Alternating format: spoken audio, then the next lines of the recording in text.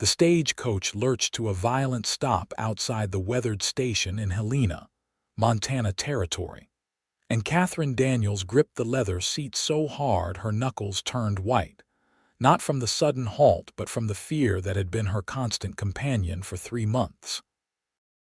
She stepped down onto the dusty street in late September of 1878, her trunk containing everything she owned in this world waiting to be unloaded, and searched the faces of strangers for the man she had agreed to marry through correspondence, a man named Gerald Hutchins who promised safety and a new beginning far from Boston.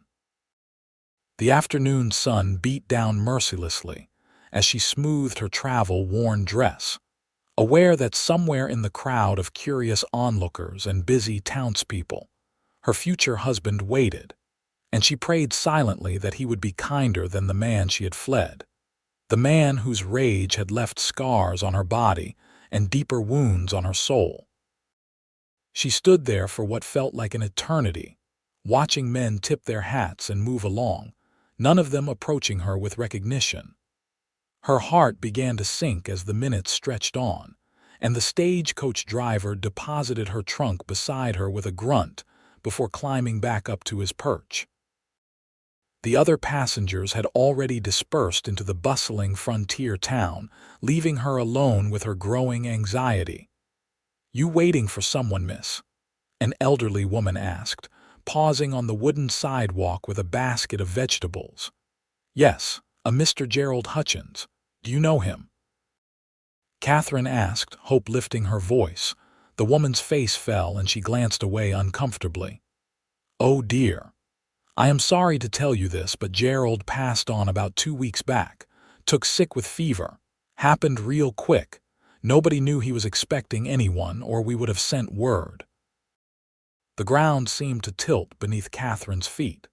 She had spent nearly all her savings on the train tickets west and the stagecoach fare.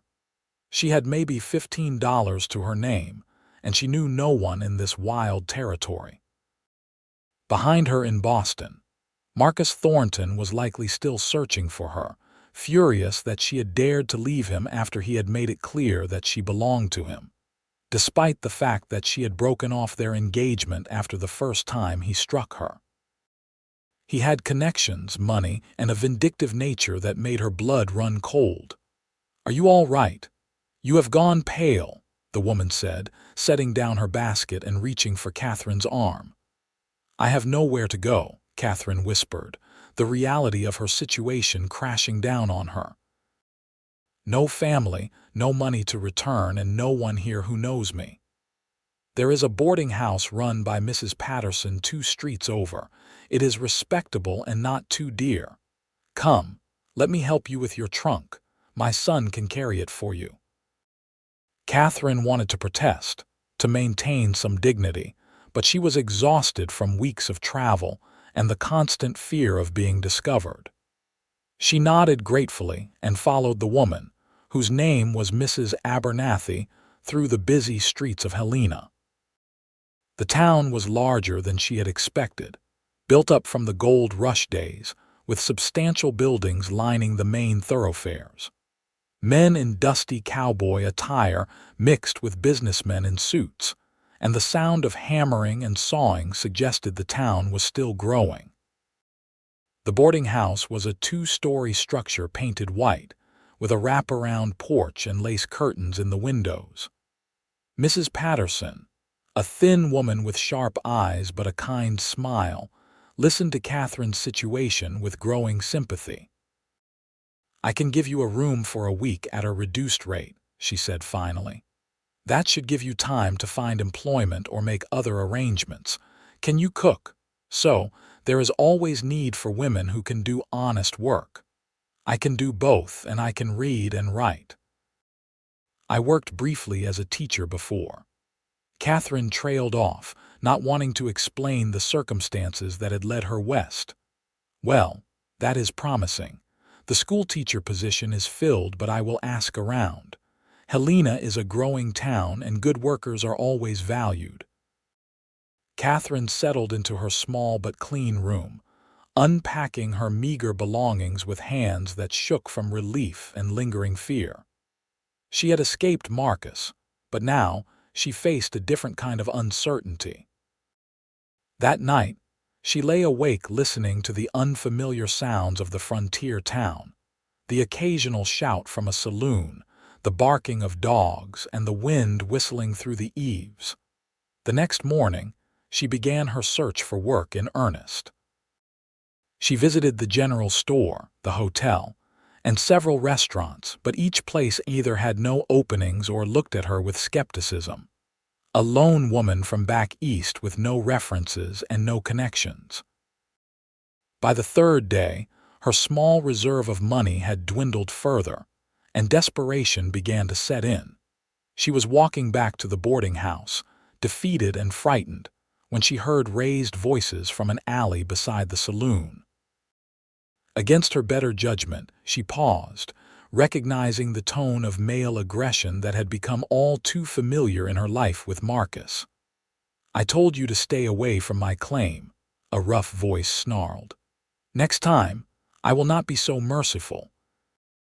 Katherine peered around the corner and saw two men facing off, one with his back against the wall, the other with his fist raised. Before she could think better of it, she called out, "Stop that! Someone fetch the marshal." The aggressor turned to look at her, and his companion took the opportunity to duck away and run. The remaining man, heavyset with a scarred face, took a step toward Katherine with a menacing expression. "You should mind your own business, lady," he growled. Katherine backed away, her heart pounding, cursing her impulsive nature. She turned to run, but her boot caught on her hem and she stumbled.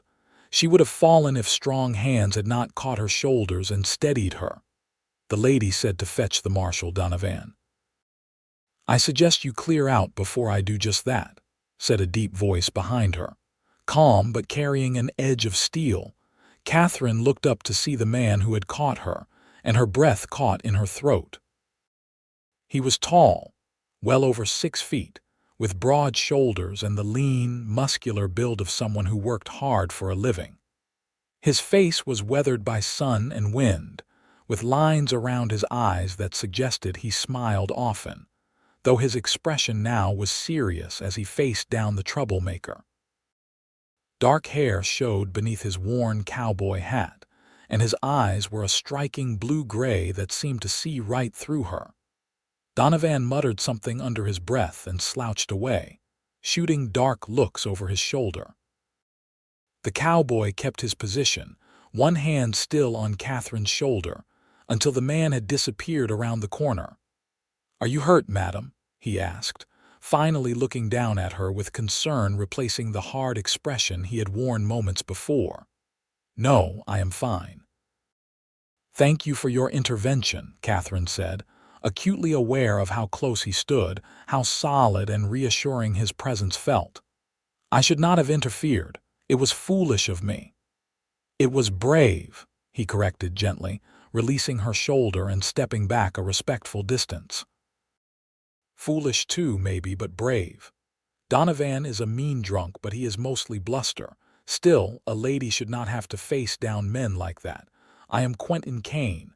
I have a ranch about 5 miles outside town." "Katherine Daniels," she replied, smoothing her skirts nervously. "I am new to Helena. I arrived just 3 days ago." Something in her voice or expression must have given away her distress, because his brow furrowed with concern. "If you do not mind me saying so, Miss Daniels, you look like you could use a hot meal and maybe someone to talk to. There is a decent restaurant just up the street, run by a respectable family. Would you allow me to buy you dinner?" Katherine hesitated. Every instinct warned her against trusting men too quickly, but there was something in Quentin Kane's steady gaze that made her want to say yes. Moreover, she had eaten nothing but bread and cheese for 2 days, trying to conserve her dwindling funds. "That is very kind of you, Mr. Kane. I accept," she said finally. The restaurant was clean and bright, with checkered tablecloths and the smell of roasted meat and fresh bread. Quentin ordered for them both, seeming to sense that Katherine was too overwhelmed to make decisions. When the food arrived, she had to force herself to eat slowly, to maintain some appearance of dignity, though her stomach growled in appreciation. "So what brings you to Montana Territory?" Quentin asked, cutting into his steak. "We do not get many single ladies traveling alone this far west." Katherine set down her fork, debating how much to tell this stranger, but something about him invited confidence, and she found herself speaking more freely than she had intended. "I came as a mail-order bride," she said quietly. "I was to marry a man named Gerald Hutchins, but when I arrived, I learned he had passed away 2 weeks prior. Now I find myself stranded with almost no money and no prospects. I have been seeking employment, but so far without success." Quentin's expression softened with sympathy. "I am sorry for your troubles, Miss Daniels. That is a hard situation indeed. What kind of work are you seeking? Anything respectable? I can cook, so clean. I have some education and worked briefly as a teacher back east in Boston." She did not mention Marcus, did not speak of the real reason she had been desperate enough to answer an advertisement for a mail-order bride. "Boston is a long way from Montana," Quentin observed, those keen eyes studying her face. "That is a journey that takes considerable determination." Katherine looked down at her plate, feeling heat rise in her cheeks. Sometimes circumstances require drastic measures. Quentin was quiet for a moment, then said carefully, "Miss Daniels, I hope you will not think me too forward, but I know something about running from troubles. If you ever need to talk about what drove you west, I am a good listener. And if you do not want to talk about it, that is fine too. But I want you to know that Helena is far enough from Boston that most troubles cannot follow." His words were meant to be comforting, but they sent a chill through Katherine's heart. She wanted to believe him, but Marcus had resources and connections. If he was determined enough to find her, he might succeed eventually. "Thank you," she said softly. "You are very kind to a stranger." "My mother raised me to respect women and help those in need," Quentin said simply. "She passed on 5 years ago, but I like to think she would approve of me looking after someone who needed help." He paused, then continued, "Actually, I might have a solution to your employment problem. My ranch is doing well enough that I need help keeping the house. My foreman's wife, Rosa, has been doing the cooking and cleaning, but she is expecting a baby soon and could use help. The work is hard and the ranch is isolated, but the pay is fair and you would have a private room in the house. If you are interested, you could come out and meet Rosa, see if it suits you." Katherine's first instinct was to refuse. Going to live on an isolated ranch with a man she had just met seemed like the height of foolishness. But what choice did she have? Her money would run out in a few days, and she had found no other prospects in town. "Would it be just you at the ranch?" she asked carefully, needing to understand the situation before she committed to anything. "No, my foreman, Diego, and his wife Rosa live in a cabin on the property. There are also 2 ranch hands, Charlie and young Tom, who bunk in the barn. The house is large, built by the previous owner who had grand ambitions. There is plenty of room, and you would have complete privacy in your own quarters.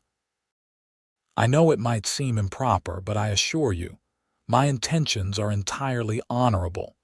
You would be an employee, nothing more, and you would be treated with complete respect."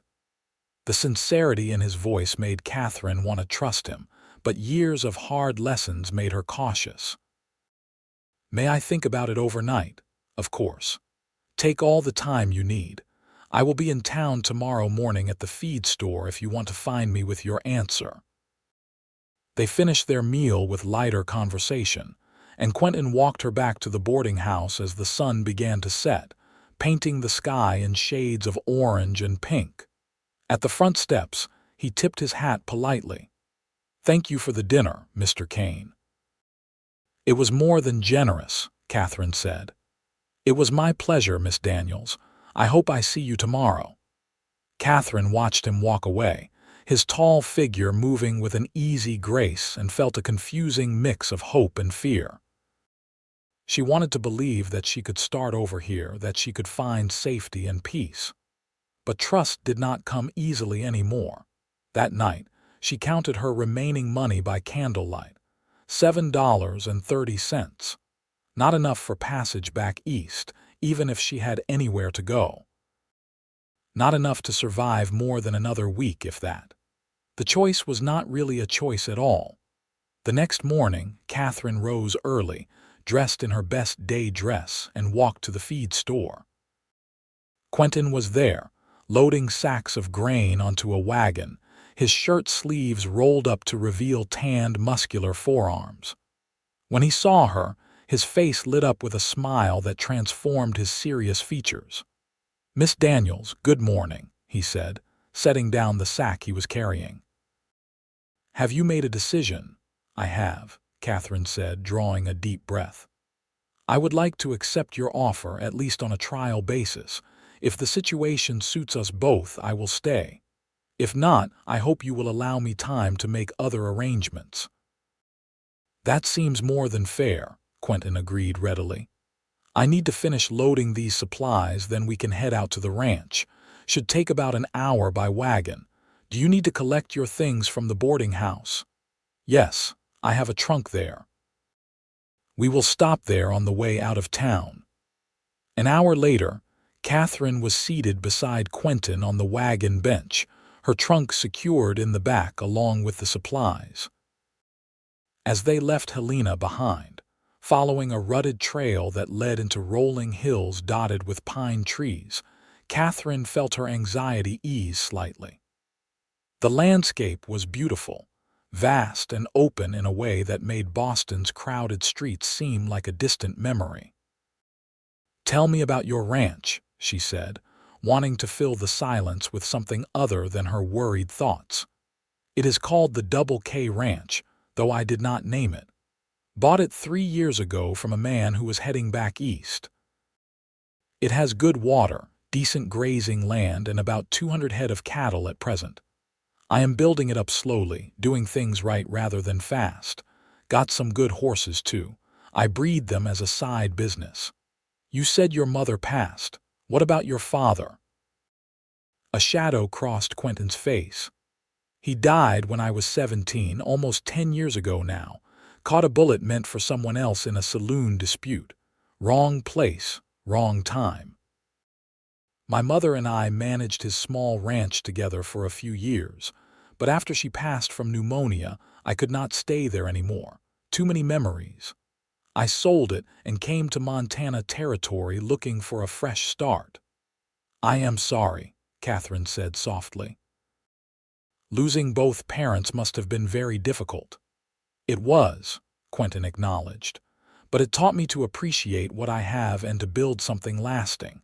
Life is too short to waste it on things that do not matter." They fell into comfortable silence, and Katherine found herself stealing glances at him as he drove. There was a steadiness about him, a quiet confidence that had nothing to do with arrogance. He handled the horses with easy competence, his hands gentle but firm on the reins. When they crested a hill, Quentin pointed ahead.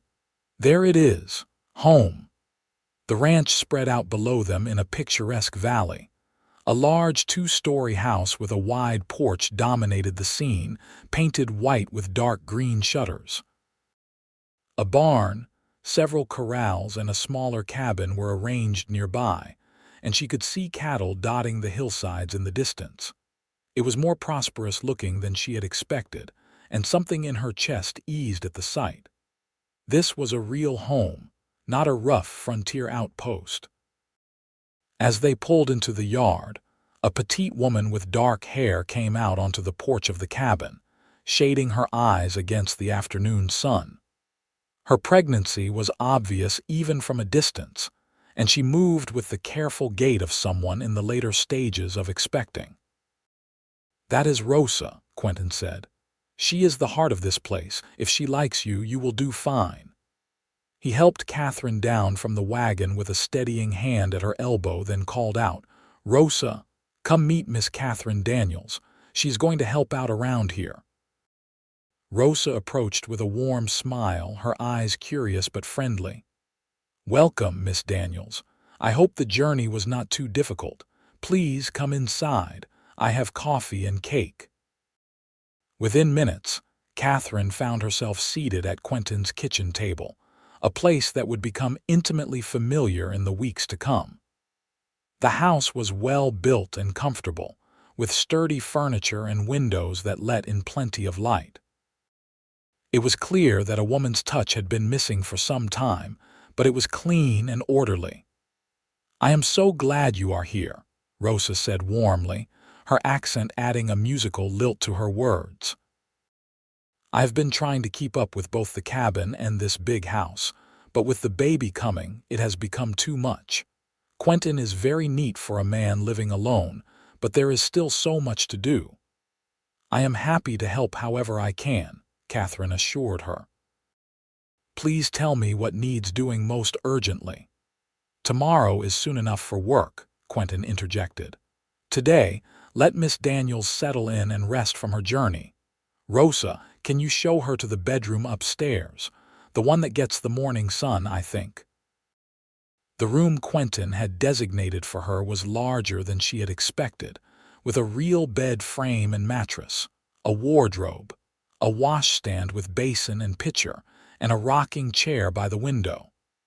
The window looked out over the valley, offering a view that took her breath away. "This is lovely," Katherine said, meaning it. "Thank you."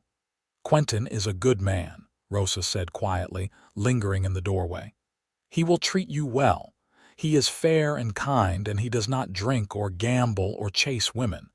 My Diego trusts him completely, and Diego is not a man who trusts easily." Katherine appreciated the reassurance, but she still felt her guard up, still felt the need to be cautious. "How long have you and your husband worked here?" "2 years now. We came from Texas, looking for a better situation. Quentin hired Diego as foreman and offered us the cabin. It has been a good life, peaceful." Rosa's hand rested on her swollen belly. "A good place to raise children."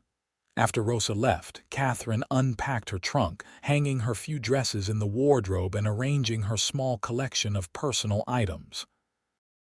She found herself handling her mother's cameo brooch with particular care, the only piece of jewelry she owned, and the only thing she had to remember her parents by. They had died in a fire when she was 16, leaving her to fend for herself in a world that was not kind to young women alone. That night at dinner, Katherine met the rest of the ranch inhabitants. Diego proved to be a quiet man with watchful eyes and a reserved demeanor, though he nodded politely when introduced. Charlie, the older ranch hand, was probably in his 50s with a weathered face and a shy smile. Tom, the younger one, could not have been more than 19, and he blushed bright red when Katherine greeted him. "We usually eat together, family style," Quentin explained. "Rosa has been cooking at the big house and we all gather here. I hope that is all right with you. If you would prefer to take meals alone, that can be arranged." "No, this is fine," Katherine said quickly, not wanting to seem standoffish. "I appreciate the company." The meal was simple but hearty, beef stew with fresh bread and vegetables from Rosa's garden. The conversation was comfortable, mostly the men discussing ranch business and Rosa asking Katherine polite questions about her journey west. Katherine kept her answers vague, not yet ready to share the full truth of her circumstances. After dinner, she helped Rosa wash dishes, waving away the pregnant woman's protests. "Please, let me help. You have done more than enough today." As they worked side by side, Rosa said softly, "I hope you will be happy here, Katherine. May I call you Katherine? And you must call me Rosa." "We will be friends, I think." "I would like that," Katherine replied, surprised by how much she meant it. It had been a long time since she had a friend, a real friend, not the shallow social acquaintances she had known in Boston. That first night in her new room, Katherine lay awake listening to the unfamiliar sounds of the ranch, the lowing of distant cattle, the chirp of crickets, the whisper of wind through the pines. She felt safer than she had in months, but she could not shake the fear that it was temporary, that somehow Marcus would find her, or that something would go wrong and she would lose this fragile sanctuary. The next morning, she woke to golden sunlight streaming through her window and the smell of coffee drifting up from the kitchen. She dressed quickly and went downstairs to find Quentin at the stove, frying eggs and bacon. "Good morning, Miss Daniels. I hope you slept well," he said with a smile. "I usually make my own breakfast so Rosa can rest. Please sit down, there is plenty." "I should be the one cooking," Katherine protested. "That is what you hired me for. From tomorrow, yes, but today you are still settling in. Besides, I am not a bad cook, though I admit my repertoire is limited to breakfast and not much else." As they ate, Quentin outlined her duties and the daily routine of the ranch. Her responsibilities would include cooking, cleaning the main house, laundry, mending, and helping Rosa with whatever she needed. In return, she would receive $30 a month, room and board, and 1 day off per week. "That is more than generous," Katherine said, genuinely surprised. "Most domestic positions paid far less." "Good work deserves good pay," Quentin said simply, "and I have a feeling you will earn every penny." The days began to fall into a rhythm. Katherine rose early, started the coffee, and prepared breakfast for the household. After the men left for their daily work on the ranch, she tackled the housework, which had been neglected for too long. She scrubbed floors, washed windows, beat rugs, and slowly brought the house back to proper order. In the afternoons, she often worked with Rosa, learning about the garden and the chickens, listening to stories about Rosa's life in Texas and her hopes for the baby. Quentin was often gone during the day, working alongside Diego and the ranch hands, mending fences, tending cattle, and doing the 100 tasks that kept a ranch running. But he always came back for dinner, and Katherine found herself looking forward to those evening meals more than she wanted to admit. He was easy to talk to, with a dry sense of humor that surprised her, and a way of really listening when she spoke that made her feel valued. 2 weeks into her time at the ranch, Katherine was in the kitchen making bread when Quentin came in earlier than expected, his face troubled. "Is something wrong?" she asked, wiping flour from her hands. "Maybe," he said slowly. "Charlie saw tracks on the north boundary today. Someone has been watching the ranch. Could be nothing, just a drifter passing through, but I want you to be careful. Stay close to the house when you are outside, and if you see anyone you do not recognize, come find me or Diego right away." Katherine's heart began to pound. "Do you think someone is planning to cause trouble?" "I do not know," Quentin admitted. "Could be someone considering rustling cattle, or it could be nothing at all, but I believe in being cautious." That night Katherine lay awake, every shadow seeming threatening, every sound making her jump. The fear she had been trying to suppress came roaring back. What if Marcus had found her? What if he had hired someone to track her down? She told herself she was being paranoid, that there was no way he could have traced her to a remote ranch in Montana territory. But the fear would not let her sleep. The next morning, exhausted and hollow-eyed, she went through her duties mechanically. Quentin noticed immediately. "You did not sleep," he observed at breakfast, concern evident in his voice. "I am fine," Katherine lied, but her hands shook as she poured his coffee. Quentin caught her wrist gently, stilling the trembling. "Katherine, talk to me. What has you so frightened? And do not tell me it is nothing. I can see the fear in your eyes." She pulled away, setting down the coffee pot with a clatter. "I cannot," she whispered. Please do not ask me."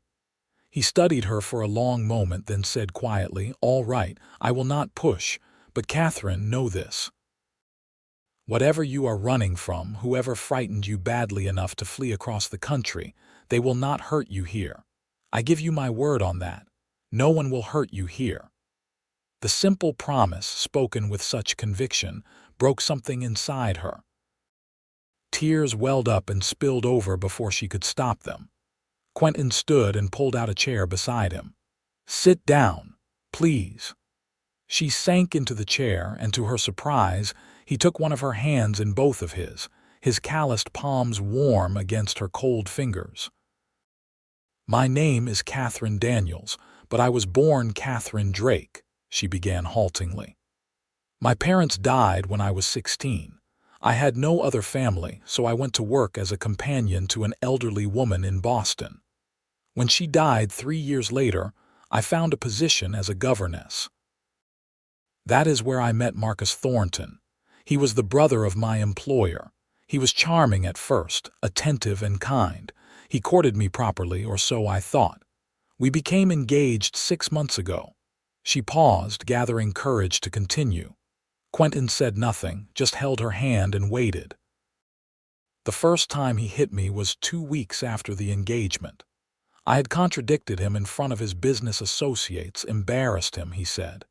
"He apologized afterward, swore it would never happen again, bought me flowers and jewelry. But it did happen again. And again.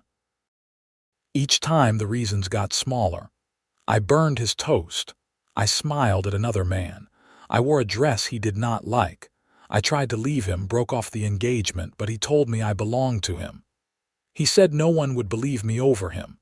He has money, connections, social standing. I am nobody, an orphan with no family and no power." "That is not true," Quentin said fiercely. "You are not nobody." Katherine gave a bitter laugh. "In Boston society I was. Marcus made that clear. When I realized he would never let me go, that he would destroy me rather than lose control of me, I decided to run. I saw Gerald's advertisement for a mail-order bride, answered it, and used my savings to come west. I thought I would be safe here, that the distance would be enough. But now there are tracks around the ranch, and I am terrified that Marcus found me somehow, that he sent someone after me."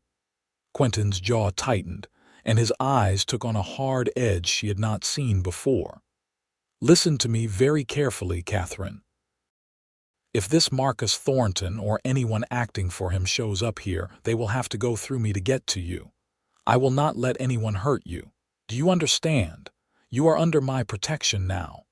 "You do not owe me anything," Katherine protested. "This is not your fight. You are part of my household, which makes it my responsibility," Quentin said firmly. "But more than that, I would do this anyway. No man has the right to treat a woman the way he treated you. No man has the right to terrorize and control another person. It is wrong, and I will not stand by and let it happen." The conviction in his voice, the steadiness in his eyes, made Katherine want to believe him, but she had learned to be wary of promises from men. As if reading her thoughts, Quentin added softly, "I know you have no reason to trust me. Trust is earned, not given freely. But I am asking you to give me the chance to prove myself. Let me protect you. Let me show you that not all men are like Marcus Thornton." Katherine looked at their joined hands, at the gentle way he held her despite his obvious anger at her story. Something shifted inside her, a tiny seed of trust beginning to take root. "All right," she whispered. "I will try." Over the next few days, Quentin took extra precautions. He and Diego set up a watch rotation, making sure someone was always alert during the night. Charlie and Tom were told to keep their eyes open for strangers. Quentin gave Katherine a small pistol and taught her how to load and fire it, though she trembled so badly the first time that she could barely hold it steady. "It is just a precaution," he assured her. "You probably will not need it. But I want you to feel safe, to know you can defend yourself if necessary." They spent an afternoon behind the barn, Quentin standing behind her, his arms bracketing hers as he showed her the proper stance and how to aim. His nearness was both comforting and unsettling, making her acutely aware of him in ways that had nothing to do with fear.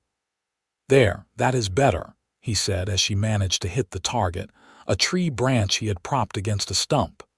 "You are a quick learner." "I am motivated," Katherine replied, lowering the gun with shaking hands. "Katherine, look at me," Quentin said.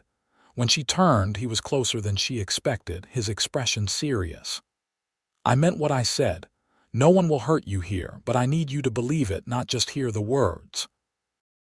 I need you to start letting go of the fear." "It is not that easy," she said. "Fear does not just disappear because you wish it away." "I know. But maybe little by little you can learn to feel safe again. Maybe I can help with that." His hand came up slowly, giving her plenty of time to pull away, and cupped her cheek with a gentleness that brought tears to her eyes. His thumb brushed away a tear that had escaped. "I will not let anyone hurt you," he said again, and this time she believed him. The moment stretched between them, charged with something Katherine was afraid to name. Then Quentin stepped back, clearing his throat. "We should head back. Rosa will have dinner ready soon." That evening, as Katherine helped clear the dishes, Rosa pulled her aside. "He cares for you," she said quietly. "I see it in the way he looks at you, the way he has been since you told him your troubles." "He is just being kind," Katherine protested. "He is protecting an employee." Rosa shook her head with a knowing smile. "Quentin is kind to everyone, yes. But this is different. I have known him for 2 years, and I have never seen him look at a woman the way he looks at you, like you are precious, like he would fight the world to keep you safe." "It has only been 3 weeks," Katherine said. "People do not fall in love in 3 weeks." "Do they not? Diego and I knew after 1 week that we would marry. When it is right, you know." Katherine wanted to deny it, but in her heart, she knew Rosa was speaking truth. She had developed feelings for Quentin, feelings that went far beyond gratitude. She thought about him constantly, looked forward to seeing him, felt safe in his presence in a way she had not felt safe in years. But she was terrified to acknowledge those feelings, terrified of being vulnerable again. 2 days later, the stranger appeared. Katherine was hanging laundry in the yard when she saw him, a man on horseback riding slowly toward the ranch house. Everything about him radiated menace, from his cold eyes to the gun prominently displayed at his hip. He was not Marcus, but something about him made her blood run cold. She dropped the sheet she was holding and ran for the house, her heart pounding. "Quentin," she called out, her voice high with panic. He emerged from the barn immediately, saw the rider, and his whole demeanor changed.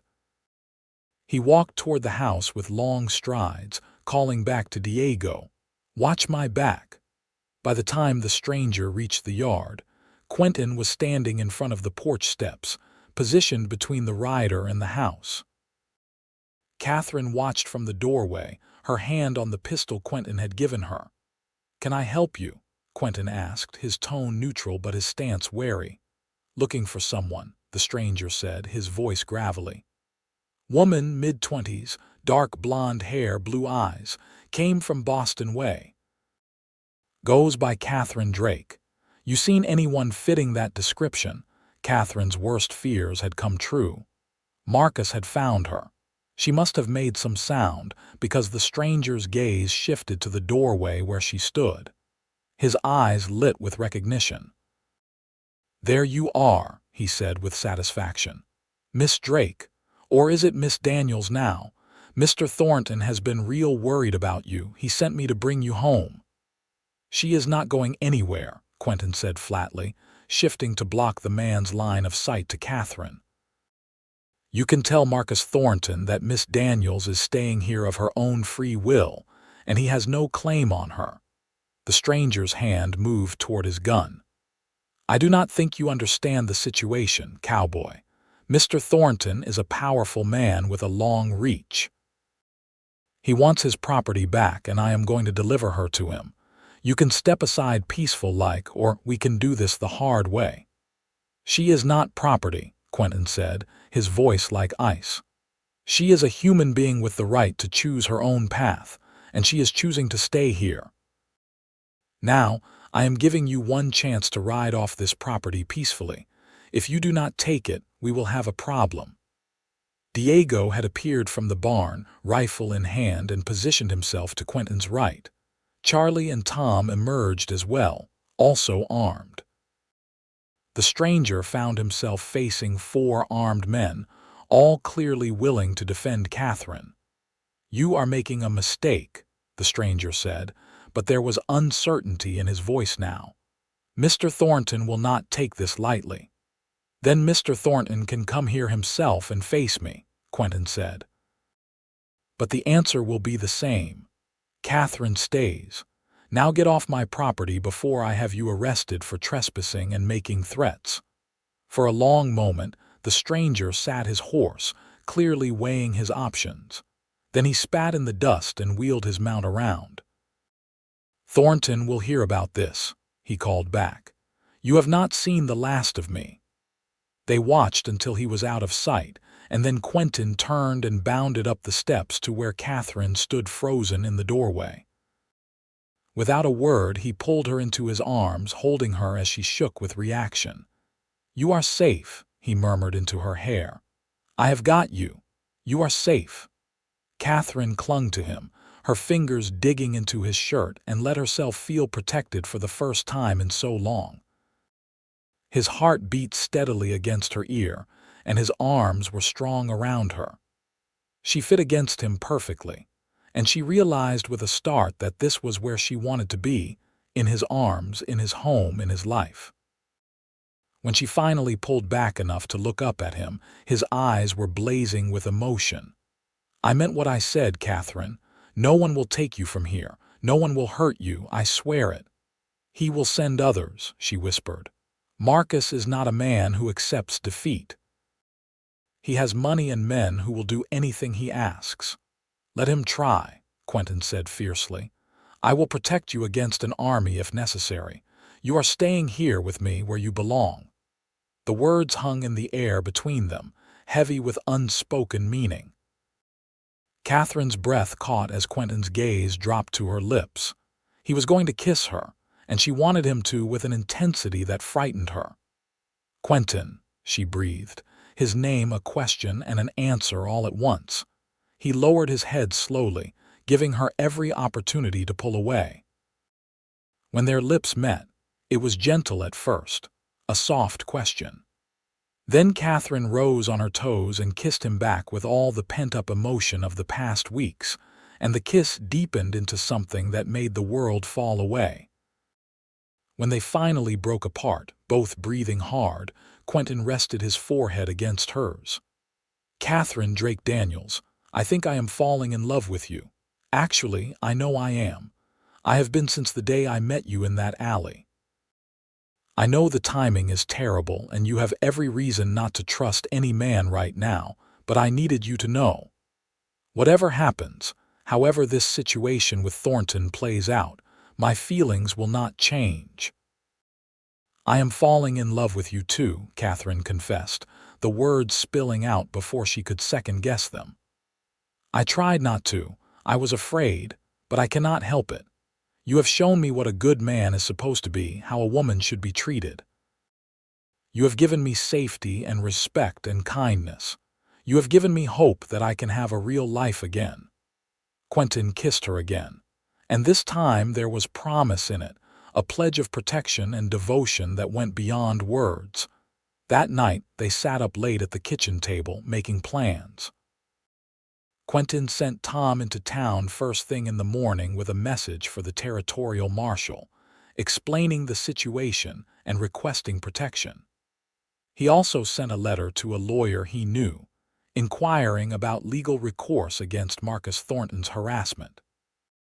"Montana is a long way from Boston," Quentin said as they talked. "Thornton may have connections there, but here, The law is more straightforward.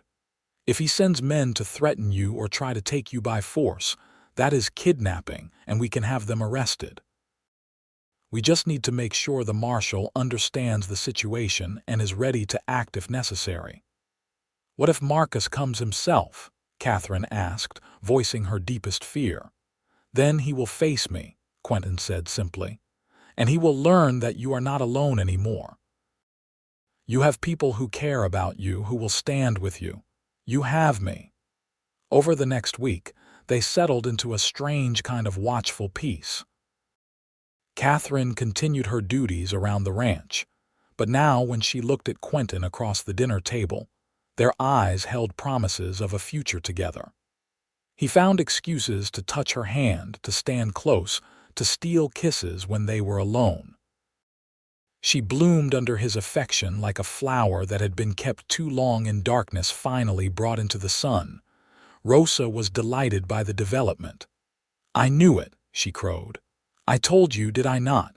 When it is right, you know." The marshal came out to the ranch, a grizzled veteran named Frank Hollies who listened to Katherine's story with growing anger.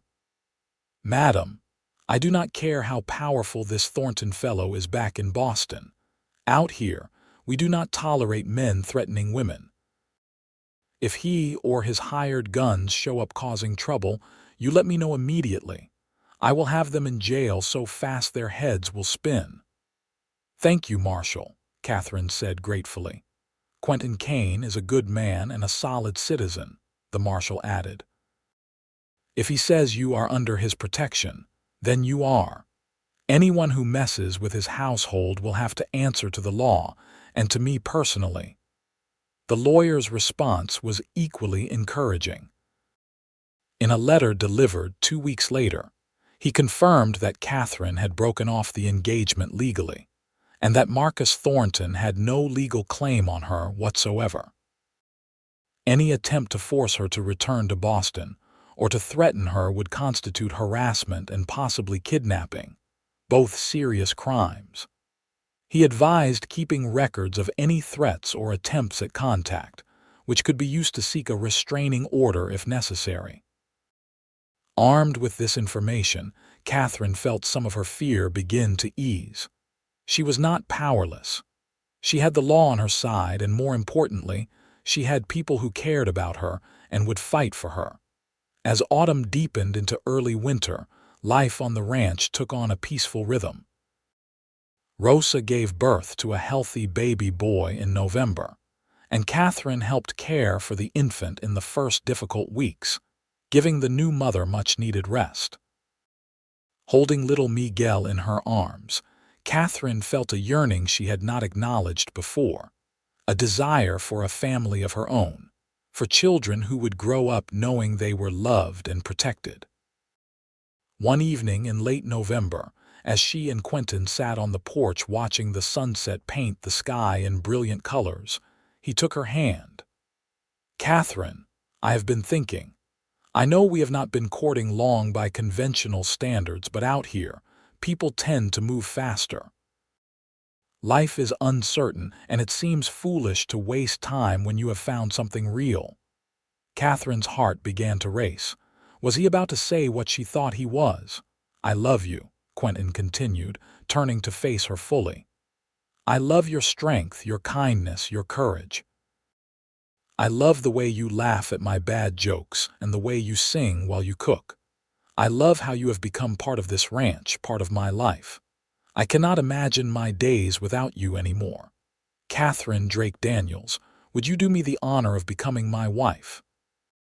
For real this time, not as a mail-order arrangement, but as a true partnership built on love and respect. Tears streamed down Katherine's face as she nodded vigorously.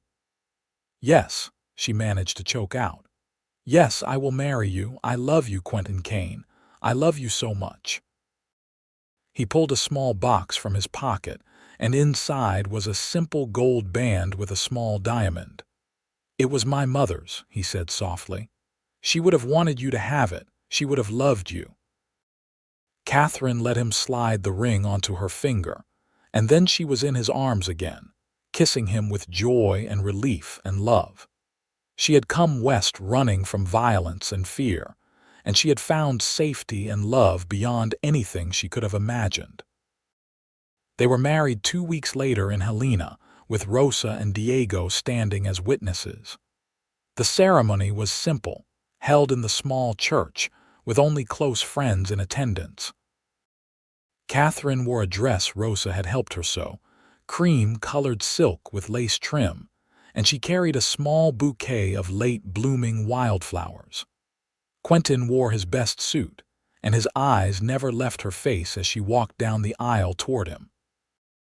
"I, Quentin Kane, take you, Katherine, to be my lawfully wedded wife," he said when the moment came, his voice strong and clear. "I promise to love you, protect you, honor you, and stand by your side through whatever life brings us. From this day forward, you will never face the world alone." Katherine's voice shook with emotion as she made her own vows. "I, Katherine, take you, Quentin, to be my lawfully wedded husband. I promise to love you, trust you, and build a life with you based on honesty and mutual respect. Thank you for giving me back my future and for showing me what real love looks like." When the minister pronounced them husband and wife, Quentin kissed her with such tenderness and passion that several people in the small gathering wiped away tears. The reception at the ranch was joyful, with neighbors and friends bringing food and well wishes. Katherine felt overwhelmed by the warmth and acceptance she received from the community.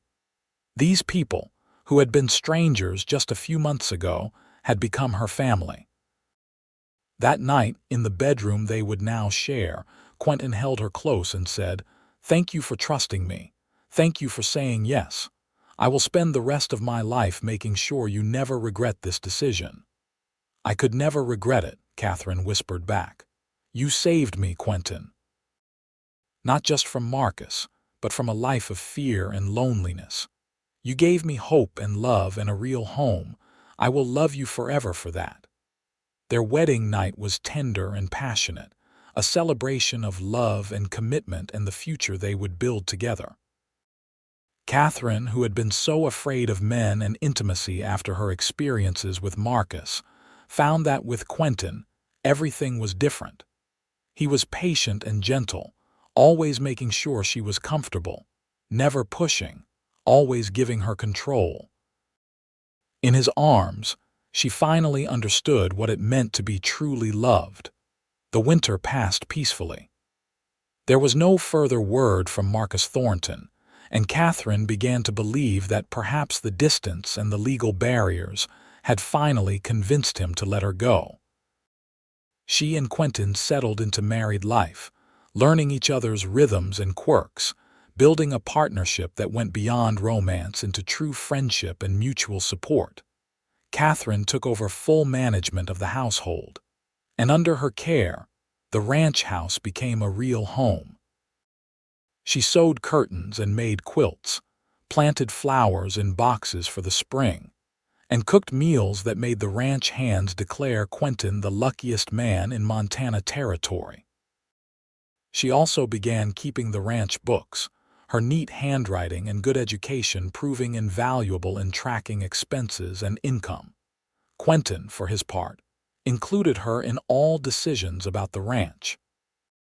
He valued her opinion and often asked her advice, treating her as a true partner rather than a subordinate. Their evenings were spent together, sometimes talking about the day's events, sometimes sitting in comfortable silence reading by the fire, sometimes making love with a passion that never seemed to fade. In March of 1879, Katherine realized she was pregnant. She told Quentin one evening after dinner, watching his face carefully for his reaction. For a moment, he just stared at her, and then a grin split his face so wide it made her laugh. "A baby," he said, pulling her into his arms. "We are going to have a baby." "Yes," she confirmed, laughing and crying at the same time. "In late September or early October, the doctor thinks." Quentin kissed her soundly, then dropped to his knees and pressed a kiss to her still flat stomach. "Hello, little one," he said softly. I am your papa, and I promise I will love you and protect you always. You have the best mama in the world, and together we are going to give you a wonderful life." The pregnancy progressed smoothly, and Katherine bloomed with health and happiness. Quentin was attentive to the point of being overprotective, constantly worried that she was working too hard or lifting too much. Rosa, who had been through it all recently, laughed at his concern but also helped run interference when Katherine needed space to do things herself. It was in late April, when Katherine was about 5 months along, that Marcus Thornton finally made his appearance. She was in the garden one afternoon, planting early vegetables with Rosa, when a fancy carriage pulled up to the ranch. Katherine straightened, shading her eyes against the sun, and her blood ran cold when she recognized the man who stepped out. Marcus looked exactly as she remembered, tall and handsome in an expensive suit, his dark hair perfectly groomed, his smile charming and false. He looked out of place in the rustic setting, like a poisonous snake in a flower garden. "Katherine, darling," he called out, as if they were old friends meeting by chance. "I have been so worried about you. When you disappeared like that, I feared the worst." "Get away from me," Katherine said, her voice shaking but firm. "You have no business here." "Now, is that any way to greet your fiancé?" Marcus said, still smiling, but his eyes were hard as ice. "I came all this way to bring you home. We are not engaged. I broke that off before I left." "And I am home," Katherine said, backing toward the house. "This is my home now." "You cannot possibly mean to stay in this God-forsaken wilderness," Marcus said, his tone becoming sharper. "Living like a peasant on some dirt ranch. You belong in Boston with me in the society you were born to." "I belong nowhere near you," Katherine retorted, finding courage in her anger. "And you are trespassing.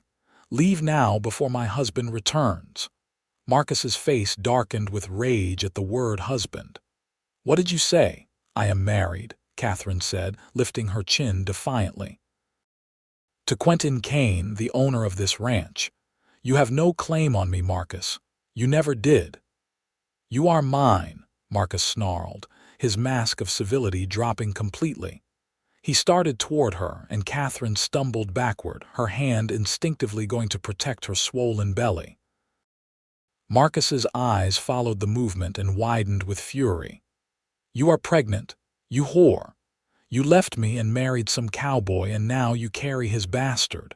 Before Katherine could respond, a voice like thunder cut through the tension. "That is my wife you are speaking to, and I suggest you watch your language." Quentin strode into the yard, followed closely by Diego and the ranch hands. His face was set in hard lines, and his hand rested on the gun at his hip.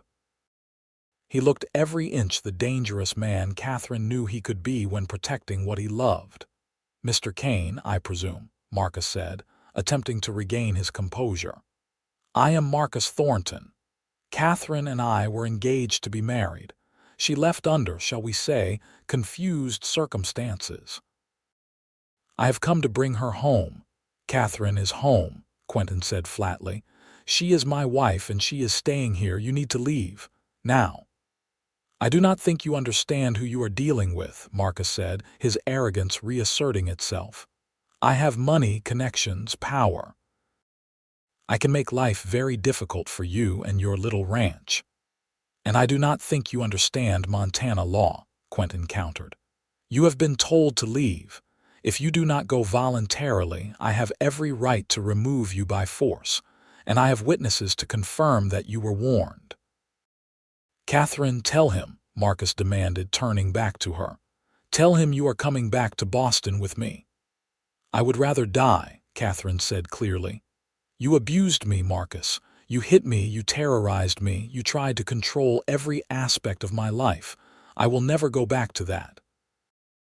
I love Quentin and I am happy here. Go back to Boston and leave me alone." Marcus's face contorted with rage. "You are nothing without me. A penniless orphan. I gave you status, a future. You owe me." "I owe you nothing," Katherine said, and she felt the truth of those words in her bones. She owed him nothing. She was free. Marcus took a step toward her, his hand raised, and Quentin moved with lightning speed. He was between them in an instant, his fist connecting with Marcus's jaw with a crack that echoed across the yard. Marcus went down hard, sprawling in the dirt. "Get up," Quentin said coldly. "Get up and get out of here. If you ever come near my wife again, if you ever threaten her or contact her, I will do much worse than give you a black eye. I will make sure you regret the day you were born." Marcus stumbled to his feet, holding his jaw, his eyes blazing with hatred. "This is not over," he spat. "You have made a powerful enemy." "No, this is over," said a new voice. Marshal Hollis had arrived, drawn by the commotion. "Marcus Thornton, you are under arrest for trespassing, making threats, and attempted assault. I have several witnesses who will testify to what happened here today." "You cannot arrest me," Marcus protested. "Do you know who I am?" "I know exactly who you are," the marshal said. "A man who traveled halfway across the country to harass a woman who wanted nothing to do with him. That tells me all I need to know about your character. Now, you can come peacefully or I can drag you to jail. Your choice." Marcus, faced with the armed marshal and the hostile faces of everyone in the yard, finally seemed to realize he had lost. His shoulders slumped, and he allowed the marshal to escort him to his horse. "I will make sure he is on the next train back to Boston," Marshal Hollis said to Quentin and Katherine. "And I will be filing a formal complaint about his behavior.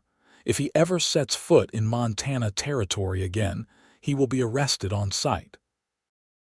After Marcus and the marshal had left, Katherine collapsed into Quentin's arms, shaking with reaction. "It is really over," she whispered. "He came all this way and he still could not take me back. It is really over." "It is over," Quentin confirmed, holding her tightly. "You are safe, you are loved, and you are home. Nothing will ever change that." That evening, surrounded by the people who had become her family, Katherine finally let go of the last remnants of fear she had been carrying. She was Katherine Kane now, wife of Quentin, mother-to-be, and a valued member of a community that had embraced her. The past was behind her, and the future stretched out bright and promising. The remainder of her pregnancy passed peacefully. True to his word, Marshal Hollis made sure Marcus was on a train back east, and they received word through the lawyer that Marcus had been strongly advised by his own family to cease all contact with Katherine or face social and legal consequences.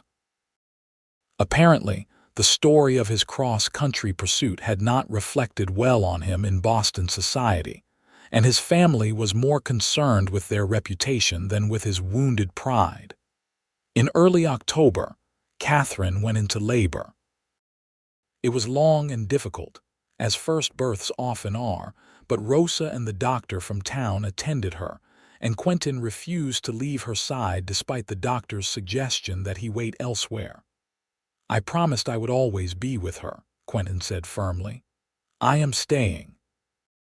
At dawn on October 7, 1879, Katherine gave birth to a healthy baby boy with his father's dark hair and his mother's blue eyes. They named him Daniel Quentin Kane, after Quentin's father. "Hello, Daniel," Quentin said softly, holding his son for the first time with wonder in his eyes. "Welcome to the Double K Ranch. We have been waiting for you." Katherine, exhausted but radiant with joy, watched her husband hold their child and felt her heart overflow with love. She had traveled so far, endured so much, but every hardship had led her to this moment, to this man, to this family. She was exactly where she was meant to be. The years that followed were full and happy. Daniel grew into a strong, healthy boy who loved the ranch and followed his father everywhere. 2 years later, Katherine gave birth to a daughter, Emily Rose, who had her mother's blonde hair and her father's gray-blue eyes. The children grew up surrounded by love and security, never knowing fear in their own home. The Double K Ranch prospered under Quentin and Katherine's joint management. Katherine's business sense and Quentin's ranching expertise made them a formidable team, and their reputation for fair dealing and quality livestock spread throughout Montana territory.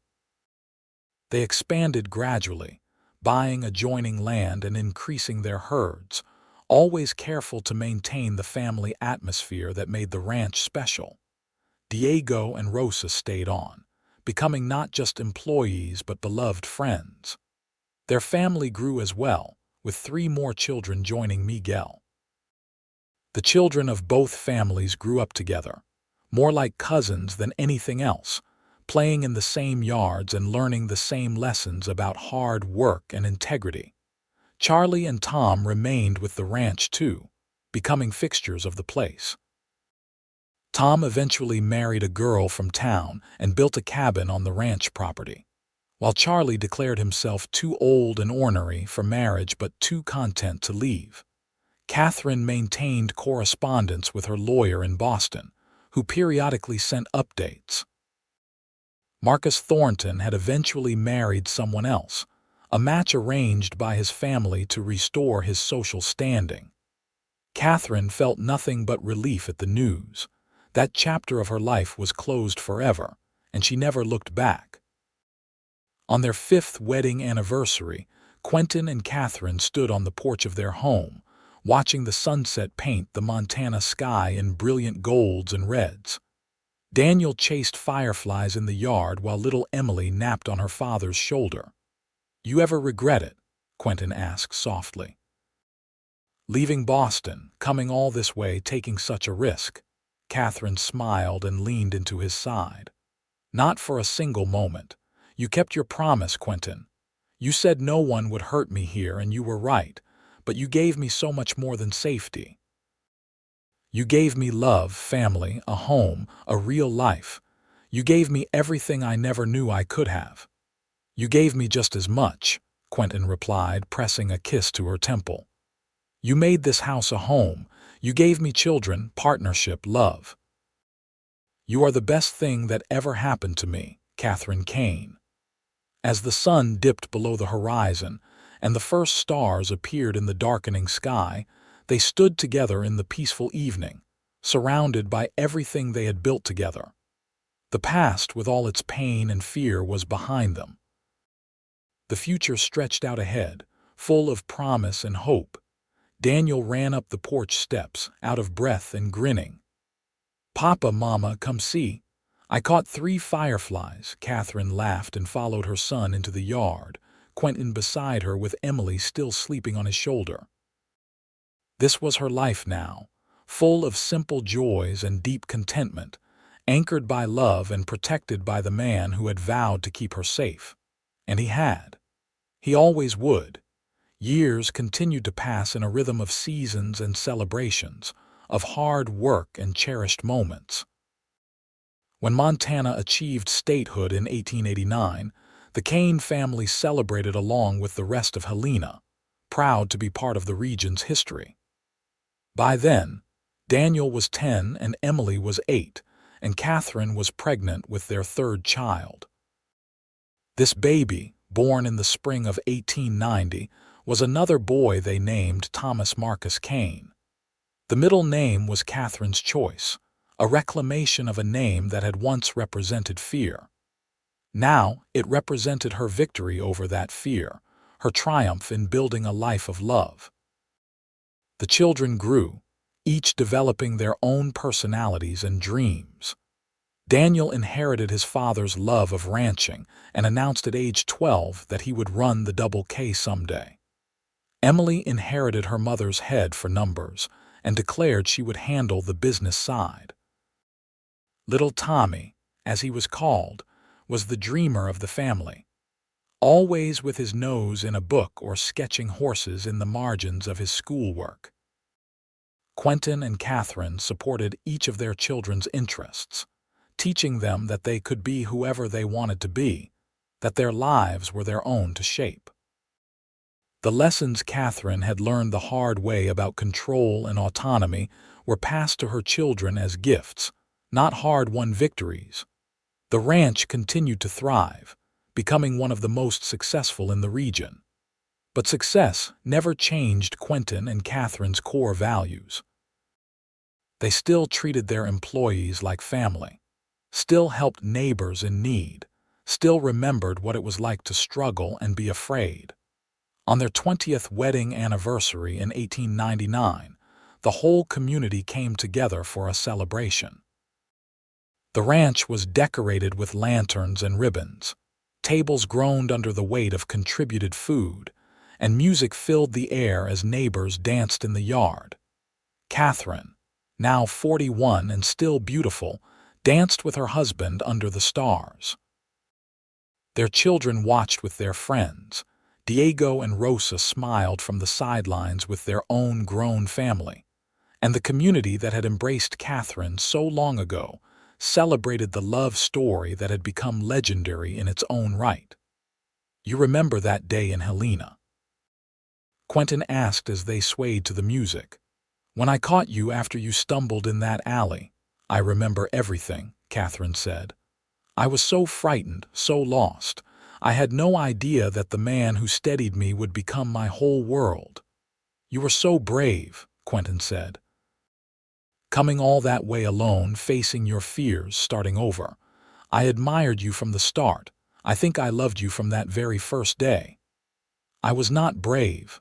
I was desperate," Katherine corrected. "But you made me brave. You showed me I was worth protecting, worth loving. You gave me the strength to believe in myself again." "We gave that to each other," Quentin said.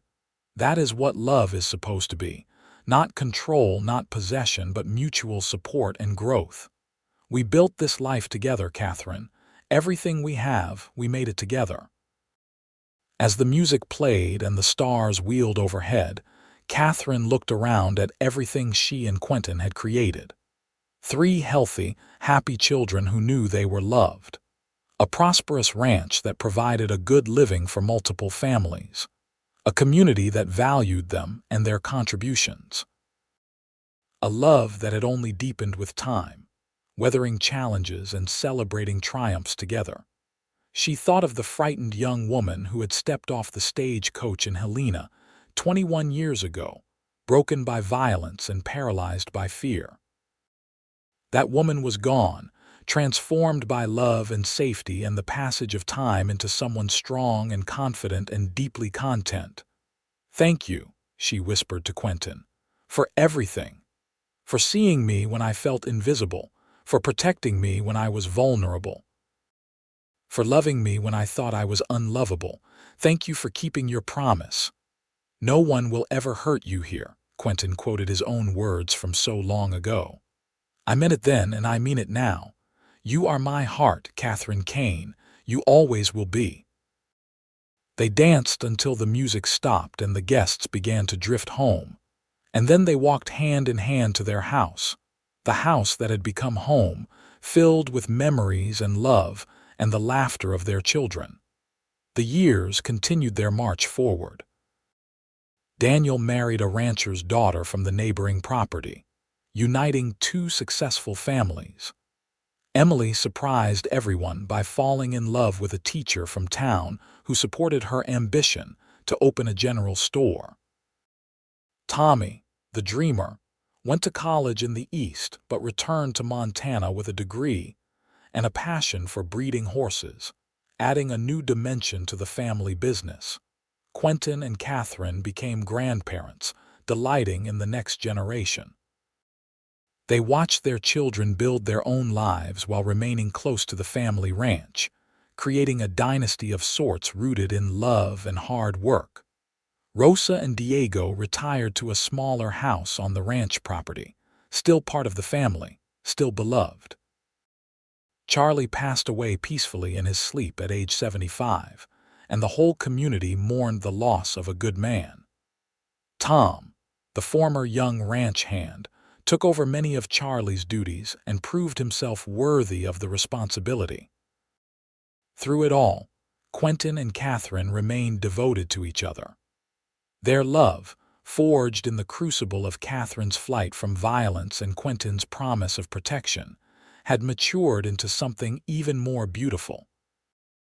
They were partners in every sense of the word, lovers and friends, united in purpose and affection.